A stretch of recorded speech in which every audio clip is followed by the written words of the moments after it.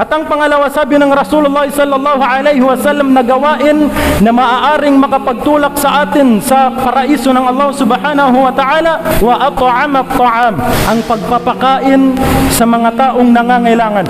Merong isang qissa dito ng isang sahaba na dumating sa Rasulullah sallallahu alaihi wasallam galing sa malayong lugar. Nang makita niya ang mahal na propeta Muhammad sallallahu alaihi wasallam, sabi na, "Ya Rasulullah, kung maaari lamang ay dito muna ako tutuloy sa iyo dahil nanggaling pa ako sa malayong lugar." At ang sabi ng Rasulullah sallallahu alaihi wasallam, "Kung marapat lang, magantay ka muna dyan at kakausapin ko yung mga asawa ko." Nang pumunta ang mahal na propeta Muhammad sa kanyang mga asawa, isa sa kanyang mga asawa, tinanong niya yung asawa niya. Sabi niya, "O mahal kong asawa, meron ba tayong may paghahanda sa bisita ko?" Ang sabi ng asawa niya, isa sa kanyang mga asawa, "Malana illal ma ya Rasulullah." Wala tayong pagkain ya Rasulullah maliban na lamang sa tubig.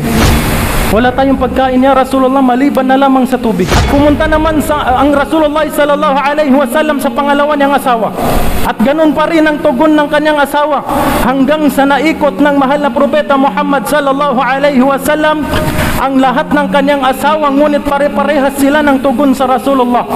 "Malana illal ma, ya Rasulullah." Wala tayong pagkain maliban na lamang sa tubig. Ganito ang pamumuhay ng Rasulullah. Marahil mayroong magtataka sa atin, mayroong magsasabi sa atin, "Ano ba yan ang Rasulullah? Pinakamainam, afdalul khalq, pinakamainam na nilalang, pero bakit sobrang hirap?" Sapagkat ang Rasulullah, ang sabi ng Rasulullah, "Hindi ko minimithi ang karangyaan sa dunya.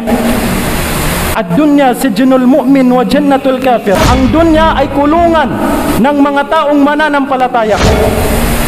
Wa jannatul kafir, at ito ay paraiso para sa mga taong kafir. Ang dunya ay paraiso ng taong hindi, walang kakontentuhan sa kanyang sarili. At ang Rasulullah ay hindi niya hinihiling na maging marangya ang pamumuhay niya. Dahil kadalasang kinakain ng mahal na propeta Muhammad sallallahu alaihi wasallam ay 3 tamar, 3 dates, 3 kayo kurma, at 1 basong tubig. Yun lang ang kadalasang kinakain ng Rasulullah. At nang maikot ng Rasulullah sallallahu alaihi wasallam ang kanyang mga asawa, nang wala silang maipaghanda para sa bisita ng Rasulullah, nag-announce ang Rasulullah sallallahu alaihi wasallam sa kanyang mga sahaba. Sabi ng Rasulullah, "Sino ang tatanggap sa aking bisita?" At mayroong isa sa mga ansar na nagtaas ng kanyang kamay, kahit na hindi niya alam kung meron siyang ipaghahanda sa kanyang bisita. Sa lubos na pagkakamit ng gantimpala, nagtaas ang isa sa mga ansar. Sabi niya, "Napakalaking gantimpala nito kasi bisita ng Rasulullah ito eh. Ako na lang ang magpapatuloy dito." Nagtaas siya ng kamay. At nung tinaas niya ang kamay, sabi ng Rasulullah sa kanyang bisita, "Doon ka na sumama sa lalaking nagtaas ng kamay." At habang papunta ang lalaking ito, nang dumating sila sa bahay ng lalaking ito, kasama yung bisita ng Rasulullah, tinanong niya ang kanyang asawa. Sabi niya, "Mahal kong asawa, meron ba tayong may paghahanda sa bisita ng Rasulullah?"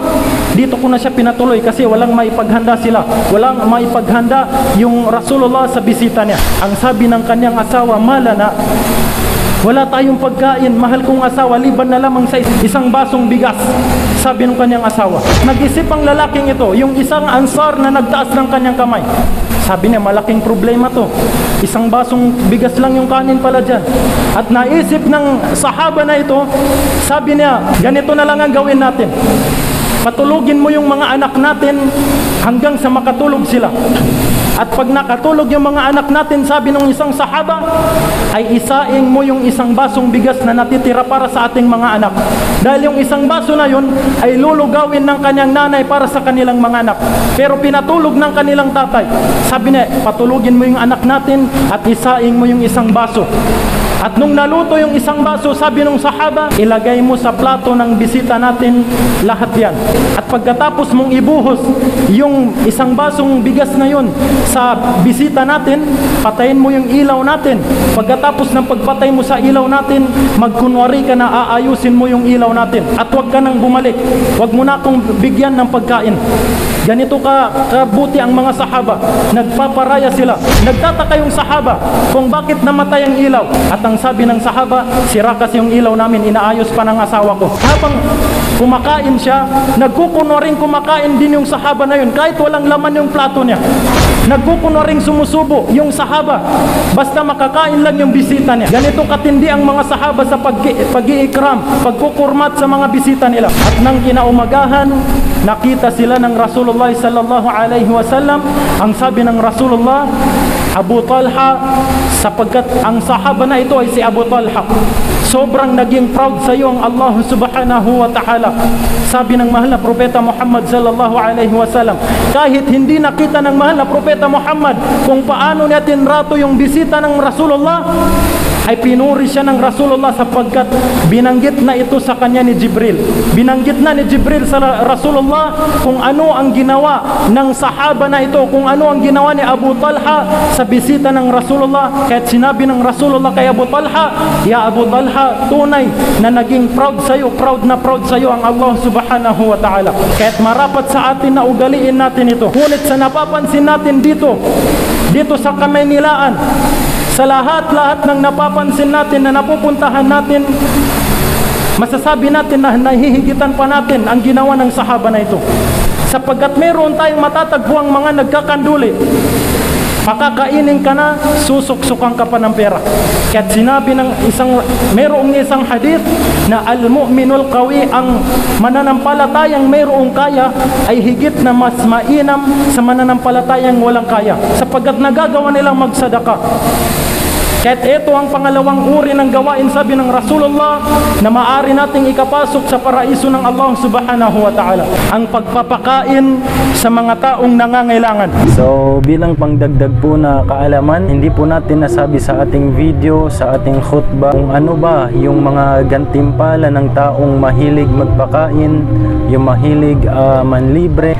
So mayroong isang aya mula sa banal na Quran na kung saan sinabi ng Allah subhanahu wa ta'ala sa Suratul Insan verse 11, na kung saan ito ang gantimpala ng mga taong mahilig magpakain na wala silang minimithing ibang kapalit.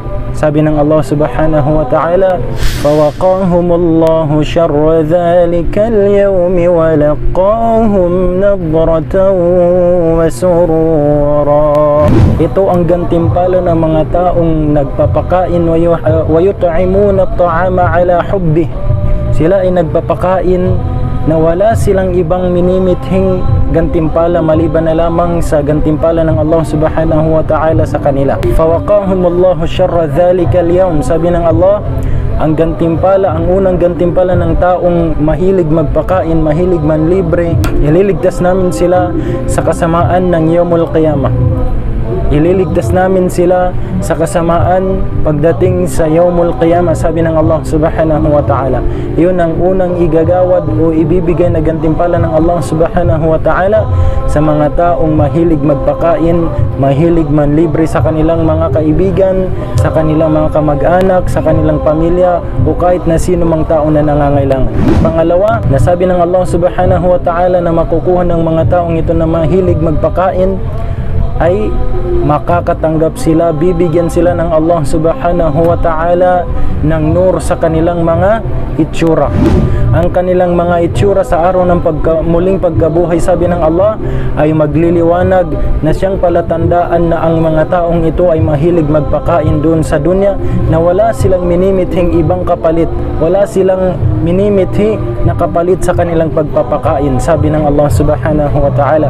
At pangatlong igagawad sa kanila ng Allah subhanahu wa ta'ala na gantimpala ay ang lubos na kasiyahan, ang ganap na kasiyahan. Sabi ng Allah subhanahu wa ta'ala, nadrataw wa surura, ang sobra at lubos at ganap na kasiyahan pagdating sa Yawmul Qiyamah, na wala ng ibang ganap na kasiyahan, wala ng pinakakumpletong kasiyahan maliban na lamang na manahan sa paraiso ng Allah subhanahu wa ta'ala. So ito po ang pangalawang gawain na maaaring tayo ay makapasok sa paraiso ng Allah subhanahu wa ta'ala, ay ang pagpapakain natin nang wala tayong ibang dahilan kundi ang kagustuhan natin ay ang gantimpala ng Allah subhanahu Subhanahu wa Ta'ala na paraiso. At hanggang dito na lamang po. Shukran. Wassalamualaikum warahmatullahi wabarakatuh.